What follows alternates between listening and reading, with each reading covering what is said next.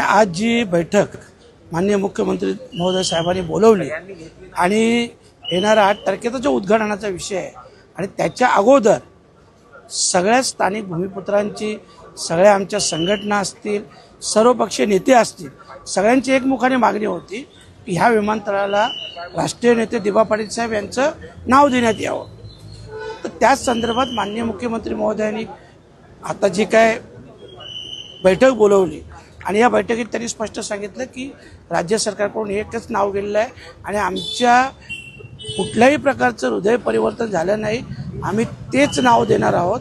Even त्यांनी त्याच्यापुढे जाऊन सांगितलं की 3 दिवसापूर्वी माननीय पंतप्रधान नरेंद्रजी मोदी साहेब यांच्यासोबत देखील मीटिंग झाली, 4 विषयांवर मीटिंग झाली आणि त्या 4 विषयामध्ये हा विषय देखील होता आणि पंतप्रधान महोदयांनी देखील या विषयासाठी स्पष्ट सांगितलं की राज्य सरकारचा जो निर्णय असेल तो निर्णय अंतिम असेल आणि त्याच्यासाठी फक्त वेळ याच्यासाठी का याबाबतचा नियम किंवा नियमावली म्हणा ते जे बनणार आहेत, कारण ह्यापुढं मुख्यमंत्री महोदयांचं म्हणणं असं होतं की पंतप्रधान महोदयांचं म्हणणं आहे की ह्यापुढं हे सगळे अधिकार राज्य सरकारलाच देण्यात येतील आणि त्या संदर्भातच जे काय बनवायचं चालू आहे ते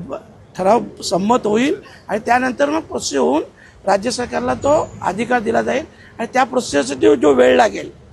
त्या वेळेनुसार हे नाव देण्यात येईल, परंतु अंतिम नाव हे दिबा पाटील साहेब यांचंच असणार आहे। एकच नाव गेलं याचा अर्थ दिबा पाटील साहेबांचं नाव निश्चित आहे। हो, निश्चित आणि म्हणूनच आमचा 6 तारखेचा जो मोर्चा होता तो आम्ही तात्पुरता स्थगित केलेला आहे। हे आणि हे नक्की आंदोलनाचं यश आहे। तर हे सगळ्या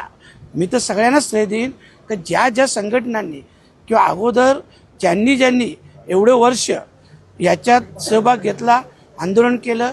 त्या सगळ्यांचं यश आहे आणि त्या सगळ्यांचं आभारी मानतो आणि अभिनंदनही करतो।